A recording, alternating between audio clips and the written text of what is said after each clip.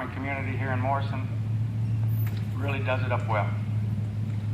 And when Mr. Prombo called and left me a voicemail and said, "I heard you just retired. Would you like to be the guest speaker?" I sent him a text back because I don't like talking on the phone. It says, "I got a voicemail from you, but I think it was for the wrong person." He called me back. He says, "No, didn't you just retire?" I said, "Yes, 7 years ago." Or 50 pounds, depends on how you look at it. So he said, "Well, keep it between 3 minutes and 30 minutes. So I got 14 pages here. But it's pretty large font because I turned 50 this year.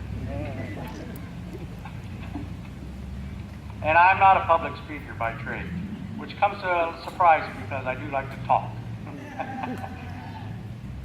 But a podium and a microphone does tend to throw a curveball. Now everyone can be as unbiased as Jim Prombo when it comes to the Marines. Memorial Day has a meaning. In the name of the actual holiday is the meaning is memorial, memorialize, remembrance, for members that died in the service to their country, our country. It goes back as far as the Civil War. And while doing research for this speech, looking online, there's several even canned speeches. Even the American Legion has one that's all prepared you can print. Well, I like to do things a little uncanny. Here's a quote. "Memorial Day is a federal holiday in the United States for remembering the people who died while serving in the country's armed forces. And while a lot of us, in general, confuse Memorial Day and Veterans Day, that's fine because any appreciation is appreciated." A lot of things get confusing because, as to the actual history, because of who got it in print first. So, today is one day where we fly our flag at half-mast from sunrise till noon. And then at noon we briskly raise it to the top of the mast. The first part of the day is to honor those who have sacrificed. And the second part of the day honors those who are still with us. Everyone here, everyone that stood recently, our veterans on the hayrack, etc. As you know, I retired in 2010, 7 years ago. I joined the Navy in 1984. Now, if anybody here from the class of 1985 is still alive, that comes as a surprise because how can you go to boot camp before you graduate high school? Well, they had a split trainer program and I took advantage of it. So during my senior summer, I was up in Great Lakes, north of Chicago, marching around, not having as much fun as my peers here in Morrison. And I barely made it back in time for school. In fact, my stepmother had to go to the high school and get the books for me, so I was ready. But Memorial Day, and I hope Mike Allen is here. He was a speaker a couple years ago. When you say you died in service to your country, and it sounds a little crude, but it means you died with your boots on. I know that term, like I said, sounds crude, but it has a lot to do with the different benefits that you're afforded and whatnot through our service. I bring this up because while we place flags on our veterans' graves and such in preparation for this day, most of the flags that we place, and we place over 1,000 here, and then I think there's 14 other cemeteries within the county that is taken care of by the Legion members. Most of them, the flags that are placed, are senior members.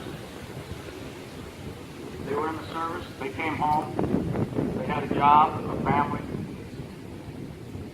a home. And that's actually the way we like it. We would rather do it that way. A few weeks ago, Post 328 had to do a service in Fulton for a funeral. And while Fred Steele, our Sergeant at Arms, who has been, as Mr. Prombo said, for several years, and we do about 10 to 12 funerals a year. Now, sadly enough, a good handful of them are our members only. So we're not gaining as many. So all those veterans that are still eligible to join, here's a recruiting pitch for the Legion. And at that time, Fred was not there. Fred had to go to a memorial service for his wife, actually, down in southern Illinois. So they asked me to present the flag to the widow. Now, I've presented a lot of flags. I was not near as many as Fred, I would say, but well over 2 dozen through my 26 years in the Navy, 7 years with the Legion. And very similar to that day and today, I was a little nervous. And when I stand at these funerals, and sometimes it's cold, and sometimes it's hot, raining, freezing rain, I always think, that's the least we could do. But every time I present a flag to a widow, or a parent, or a child, which I've done, one time a child that was sitting on the laps of his grandparents. One leg of his was on each one of their parents, their grandparents that were sitting right next to each other. Because his mom, Lisa Tetstone, died with her boots on. As the command chief of 3 different Navy operational support centers, I was assigned the duties of CACO. That's an acronym, and we're pretty good with them acronyms in the Navy. Casualty Assistance Calls Officer. It's not a job you want. My first one was actually right here up the road in Great Lakes. I was in Milwaukee, command chief up there. I didn't start out as the command chief. I started out as the technical librarian, and I made chief, and then the chief transferred, so I got his job. And I didn't want the CACO part, but that came with it. And believe it or not, this sailor died while he was in boot camp, just an hour down the road. Also with his boots on. I had been to a class on how to be a CACO, but you really don't get it till you do it. And a sailor that worked for me, Teresa Bartlett, said, "Baptism by fire, Chief." She was right.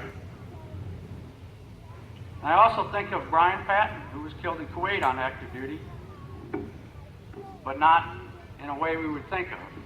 He was killed in a car accident by a contractor who was over there working for the federal government, speeding, doing over 90 kilometers an hour, which makes me chuckle a little bit because the government doesn't get anything done fast, so what was his hurry?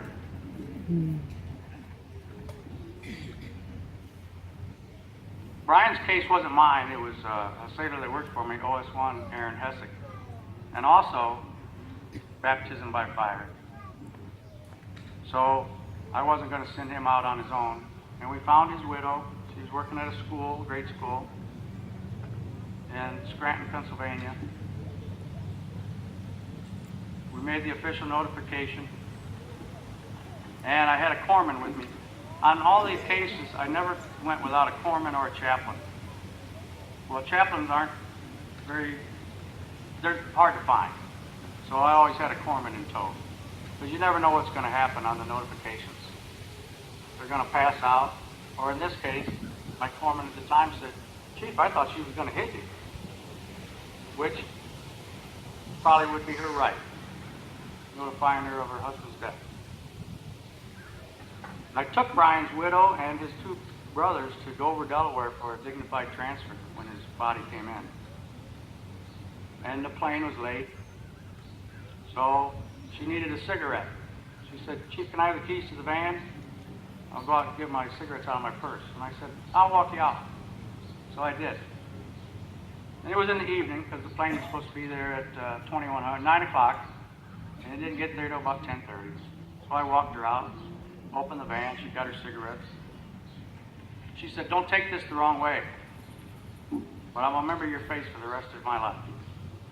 And I thought, well, a young sailor normally likes to hear that from a woman, but not in that case. I also think about Lisa Tetstone, a young sailor, and her child was the one that I presented the flag to. She died with her boots on. She was pushed out of a window in New York. Well, our ship, USS Wasp, was up there. They got ammo from the Naval Weapons Station at our own New Jersey, and then they went to New York for some liberty. It didn't go well for her. Now, I'm not trying to be a downer. I do have very fond memories of our veterans who have died and how they did so much for their country, our country, which, by the way, is still the best country in the world. And you can tell that by how many people are trying to get in as opposed to how many people are trying to get out.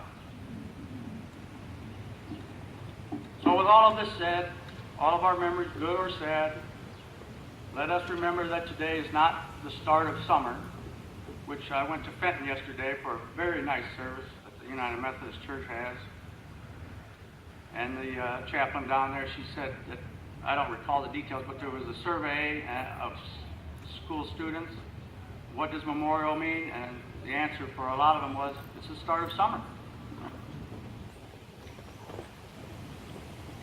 Today is a day of remembrance and a time to honor our deceased service members and thank the ones who have served and continue to serve. Thank you.